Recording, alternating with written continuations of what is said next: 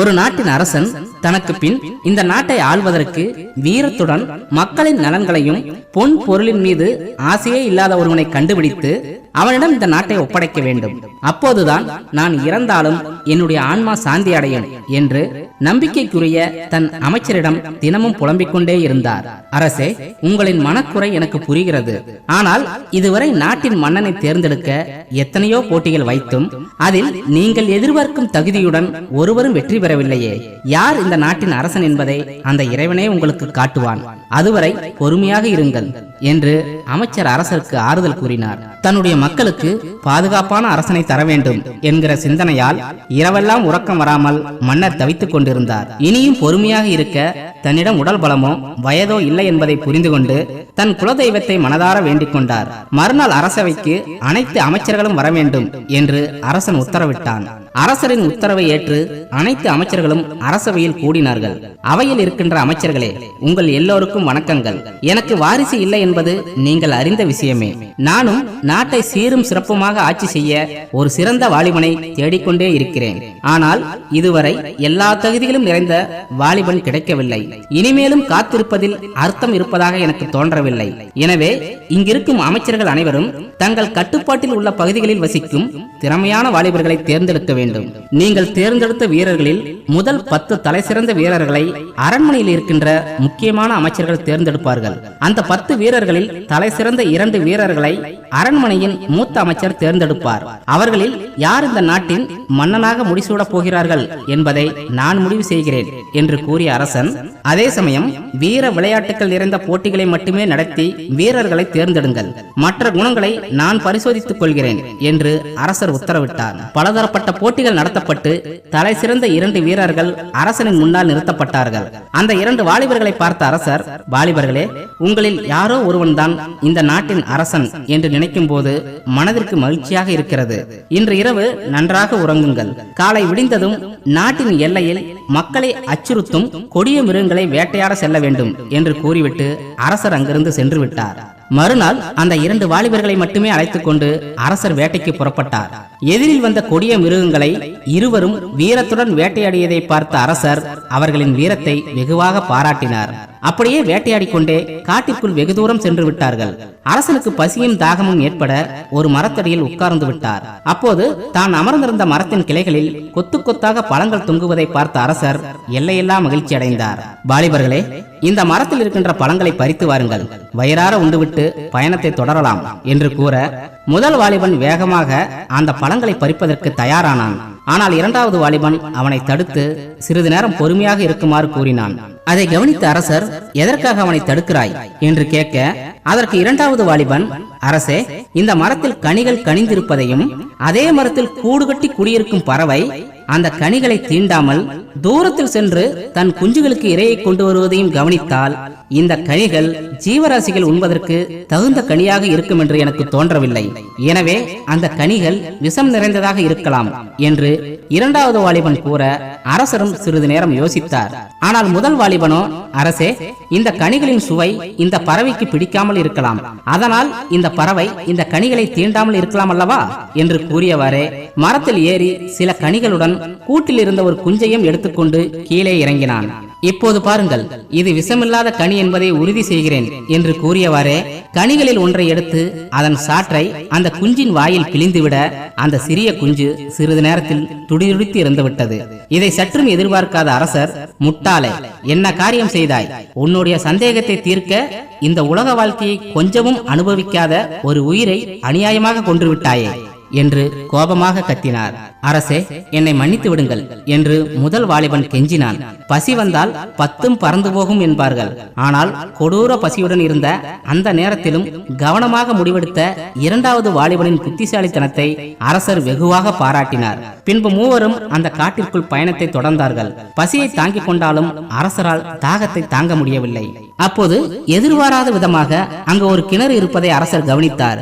தாகத்தால் தவித்துக் கொண்டிருந்த அரசர் வேக வேகமாக அந்த நீரை குடிக்க பிடிக்க முயன்றார். சூழ்நிலையை சற்று தாமதமாக உணர்ந்த இரண்டாவது வாலிபன் அரசரின் கையில் இருந்த நீரை கீழே தட்டிவிட்டான். அரசருக்கோ கோபம் தலைக்கேறியது. வாலிபனே, ஏன் இப்படி செய்தாய் என்று கோபமாக கேட்டார். மன்னித்து விடுங்கள் அரசே, ஏனோ என் மனதிற்குள் இந்த நீர் குடிப்பதற்கு உகந்த நீராக எனக்கு தோன்றவில்லை என்று கூற, என்ன சொல்கிறாய்? மேலிருந்து பார்த்தால் அடிப்பகுதி வரை தெல்ல தெளிவாக முத்து முத்தாக இருக்கும் இந்த நீரை ஏன் பருகக்கூடாது என்று அரசன் மீண்டும் கேட்டான். அதுதான் அரசு என் சந்தேகத்திற்கு காரணம். இவ்வளவு சுத்தமான நீரில் ஏன் ஒரு ஜீவராசிகள் கூட உயிர் வாழவில்லை?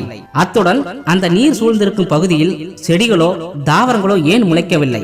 ஒரு அடர்ந்த வனத்துக்குள் இருக்கும் கிணற்றில் தாகத்திற்காக வந்ததை போல எந்த விலங்கின் கால் தடங்கள் இல்லாமல் இருப்பது இன்னும் சந்தேகத்தை ஏற்படுத்துகிறது என்று கூறிக்கொண்டிருக்கும் போதே முனிவர் ஒருவர் சத்தமாக கத்திக்கொண்டே வருவதை மூவரும் பார்த்தார்கள். வந்தவர், நீங்கள் யாரும் இந்த நீரை அருந்தவில்லையே என்று பதட்டமாக கேட்க, இல்லை என்றதும் நிம்மதி பெருமூச்சு விட்டார். இது ஒரு விஷக்கிணறு. ஒரு அரக்கனின் சாபத்தால் இந்த கிணறு விஷமாக மாறிவிட்டது என்று விளக்கம் தந்தவர் அவர்களை தன்னுடைய இடத்திற்கு அழைத்து சென்று அவர்களுக்கு வயிறார உணவளித்து பாதுகாப்பாக நாட்டிற்கு அனுப்பி வைத்தார். காட்டிற்குள் நடந்த நிகழ்வை வைத்து அடுத்து நாட்டை ஆளப்போகும் அரசன் யார் என்பதை முடிவெடுத்தாலும் இன்னும் ஒரே ஒரு குணத்தை பரிசோதிக்க வேண்டும் என்று அரசன் முடிவெடுத்தான். இரண்டு வாலிபர்களையும் அழைத்து, வாலிபர்களே, உங்களில் யார் இந்த நாட்டின் அரசன் என்பதை இனி ஒரு மாத காலத்திற்கு முடிவெடுக்கப்படும். அதுவரை எங்கு சென்றாலும் நீங்கள் இருவரும் ஒன்றாகவே செல்ல வேண்டும். எந்த வேலையாக இருந்தாலும் இருவரும் சேர்ந்தே செய்ய வேண்டும் என்ற நிபந்தனையுடன் அவர்களை அனுப்பி வைத்தார். இப்படியே நாட்கள் சென்று கொண்டிருக்க ஒரு நாள் இரண்டு முதியவர்கள் கையில் மூட்டைகளுடன் நடந்து வருவதை பார்த்தார்கள். அவர்களின் அருகில் சென்று, ஐயா, யார் நீங்கள்? இந்த மூட்டைகளை சுமந்து கொண்டு எங்கு செல்கிறீர்கள் என்று முதலாவது வாலிபன் கேட்டான். அந்த வாலிபர்களை பார்த்து, வாலிபர்களே, நாங்கள் இருவரும் வியாபாரிகள். வியாபாரத்திற்காக பக்கத்து நகரத்திற்கு சென்று கொண்டிருக்கிறோம் என்று ஒரு குறிப்பிட்ட நகரத்தின் பெயரை கூறினார்கள். அதை கேட்ட இரண்டாவது வாலிபன், ஐயா, அவ்வளவு தூரம் இந்த மூட்டைகளை எப்படி சுமந்து செல்வீர்கள்? வேண்டுமென்றால் நாங்கள் உதவி செய்யலாமா என்று கேட்டான். அதற்கு அந்த முதியவர்கள் இருவரும், உங்களால் உதவ முடிந்தால் அதை நாங்கள் மகிழ்ச்சியாக ஏற்றுக்கொள்கிறோம்.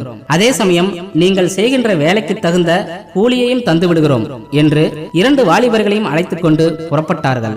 முதல் வாலிபன் ஒரு முதியவரிடம் மூட்டையை வாங்கி கொண்டு வேக வேகமாக நடந்தான். அவனின் பின்னாலே அந்த முதியவரும் வேகமாக நடந்து சென்றார். ஆனால் இரண்டாவது வாலிபன் இன்னொரு முதியவரிடம் மூட்டையை வாங்கி கொண்டு அவரின் உடல்நிலையை கருத்தில் கொண்டு மெதுவாக அவரை அழைத்துக் கொண்டு பயணப்பட்டான். முதியவரை அழைத்துக் கொண்டு வெகு தூரம் காட்டிற்குள் வந்த முதல் வாலிபன், ஐயா, இந்த மூட்டையில் அப்படி என்ன இருக்கிறது என்று கேட்டான். அதற்கு முதியவர், மகனே, அந்த மூட்டையில் பொற்காசுகள் இருக்கின்றன என்று கூறியதும் வாலிபனின் மனதிற்குள் ஒரு சின்ன சலனம் உண்டானது. ஆனால் அவனின் மனமோ இப்படி நினைத்தது, ஐயோ, இந்த வயதில் இவ்வளவு கஷ்டப்பட்டு உழைக்கிறார். அப்படி என்றால் இந்த பொற்காசுகளை சம்பாதிக்க எவ்வளவு கஷ்டப்பட்டிருப்பார். எந்த காரணத்திற்காகவும் இந்த பொற்காசுகளின் மீது நமக்கு ஆசை உண்டாக கூடாது என்று மனதை கட்டுப்படுத்திக் கொண்டான்.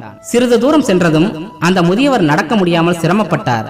அதை பார்த்த வாலிபன், ஐயா பெரியவரே, உங்களிடம் இருக்கும் அந்த மூட்டையும் கொடுங்கள், நானே சுமந்து வருகிறேன் என்று வாங்கியவன், இதற்குள் என்ன இருக்கிறது என்று கேட்டான்.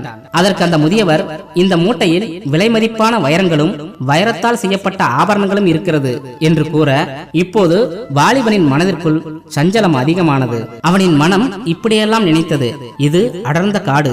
இந்த வயதான முதியவரால் எனக்கு சரியாக ஓடிவர நிச்சயம் முடியாது.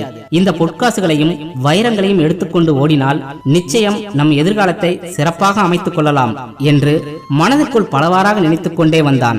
ஆனால் அவனின் மனச்சாட்சி இதெல்லாம் தவறு என்று அவனை கேள்வி கேட்டது.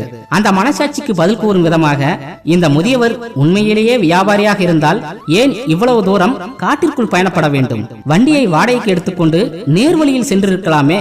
இதையெல்லாம் வைத்து பார்க்கும்போது நிச்சயம் இந்த பொற்காசுகள் வைரங்கள் அனைத்தும் தவறான வழியில் கிடைத்ததாகவே இருக்க வேண்டும். தவறான வழியில் கிடைத்த செல்வத்தை நான் திருடுவதில் எந்த தவறும் கிடையாது என்று மனதிற்குள் ஆசைகளை வளர்த்து கொண்டான். ஐயா பெரியவரே, இந்த நதியை கடந்தால் நீங்கள் கூறிய நகரத்தை அடைந்து விடலாம் என்று கூறியவாறே நதியில் இறங்கி நடக்க ஆரம்பித்தான். நீரின் வேகத்தை பார்த்த முதியவர் பயத்துடன் கரையில் நின்று கொண்டே இருந்தார். தன்னால் இந்த நீரில் வர முடியவில்லை என்று முதியவர் கத்துவதை காதில் வாங்காமல் நதியை கடந்து அந்த வாலிபன் சென்று விட்டான். தான் ஏமாற்றப்பட்டதை உணர்ந்த அந்த முதியவர் அந்த நதிக்கரையில் அமர்ந்து அழுது கொண்டிருந்தார். வெகு நேரம் கழித்து இரண்டாவது வாலிபன் இன்னொரு முதியவருடன் அந்த நதிக்கரைக்கு வந்து சேர்ந்தான். அந்த நதிக்கரையில் அமர்ந்து அழுது கொண்டிருந்த முதியவரிடம் என்ன நடந்தது என்று கேட்க நடந்தவற்றை அந்த முதியவர் கூறினார். அவருக்கு ஆறுதல் கூறிய வாலிபன் படகு ஒன்றை ஏற்பாடு செய்து இருவரையும் பாதுகாப்பாக நகரத்திற்கு அழைத்து சென்றான். மறுபுறம் செல்வங்களை திருடி சென்ற வாலிபன் ஒரு மறைவான இடத்தில் அமர்ந்து அந்த மூட்டையை அவிழ்த்து கொட்டினான். முதல் மூட்டையில் துருப்பிடித்த எதற்கும் பயன்படாத இரும்பு துண்டுகள் இருந்தன. அதை பார்த்ததும் வாலிபனுக்கு கோபம் தலைக்கேறியது. எதற்காக அந்த முதியவன் தன்னிடம் இதில் பொற்காசுகள் இருப்பதாக கூறினான் என்று நினைத்துக் கொண்டே இன்னொரு மூட்டையை கொட்ட அதிலும் இரும்பு துண்டுகளே இருந்தன. அந்த முதியவரை ஏமாற்ற நினைத்து தான் ஏமாந்ததை நினைத்து வேதனைப்பட்டான். அப்போது அந்த மூட்டையில் ஒரு கடிதம் இருப்பதை பார்த்து அதை எடுத்து படித்து பார்த்தான். வாலிபனே, இந்த கடிதத்தை நீ படிக்கிறாய் என்றால் நான் வைத்த போட்டியில் நீ தோற்றுவிட்டாய் என்று அர்த்தம். உன்னிடம் எவ்வளவு திறமைகள் இருந்தாலும் உன் மனதை கட்டுப்படுத்தும் திறமை இல்லை என்றால் உன்னால் மற்றவர்களுக்கு மட்டுமல்ல உனக்கே நீ உபயோகமற்ற வாழ்க்கையை வாழ்கிறாய் என்று அர்த்தம். உங்கள் இருவரில் யாரோ ஒருவனை அரசனாகவும் இன்னொருவனை அதிகாரமிக்க பதவியில் அமர வைக்க முடிவு செய்திருந்தேன். ஆனால் அதற்கு தகுதியான ஆள் நீ அல்ல என்பதை உன்னுடைய செயலால் உணர்த்திவிட்டாய் என்று அந்த கடிதத்தில் எழுதியிருந்ததை படித்துவிட்டு கதறி அழுதான். ஐயோ, என்னுடைய முட்டாள்தனமான ஆசையால் மனதை கண்டபடி அலையவிட்டு என்னுடைய எதிர்காலத்தையே இழந்து விட்டேனே. ஆசை என்ற அரக்கன் மனதிற்குள் வரும்போதே அவனை தடுத்திருந்தால் இன்று ஒரு ராஜ்யத்தின் அதிகாரமிக்க பதவியில் இருந்திருப்பேன் என்று தன் தவறை கொஞ்சம் கொஞ்சமாக உணர ஆரம்பித்தான். இரண்டாவது வாலிபன் அந்த இரண்டு முதியவர்களை அழைத்துக் கொண்டு அவர்கள் கூறிய இடத்திற்கு செல்ல அங்கே அரசர் இவர்களின் வருகைக்காக காத்திருந்தார். அந்த வாலிபனை தன் நாட்டிற்கு அரசனாக முடிசூட்டி அழகு பார்த்தான். மனிதர்கள் ஆசைப்படுவதில் எந்த தவறும் இல்லை. ஆனால் அந்த ஆசை என்பது நேர்மையாகவும் உங்கள் மனதில் எந்த குற்ற உணர்வையும் உண்டாக்காத வகையில் இருக்க வேண்டும். அப்படி உங்கள் மனதில் குற்ற உணர்வுடன் உண்டாகும் ஆசைகளை கட்டுப்படுத்தாமல் அந்த ஆசைகளுக்கு துணையாக சென்றால் உங்களுக்கு அந்த கடவுள் கூட துணையாக வரமாட்டார் என்பதை மறந்துவிட வேண்டாம்.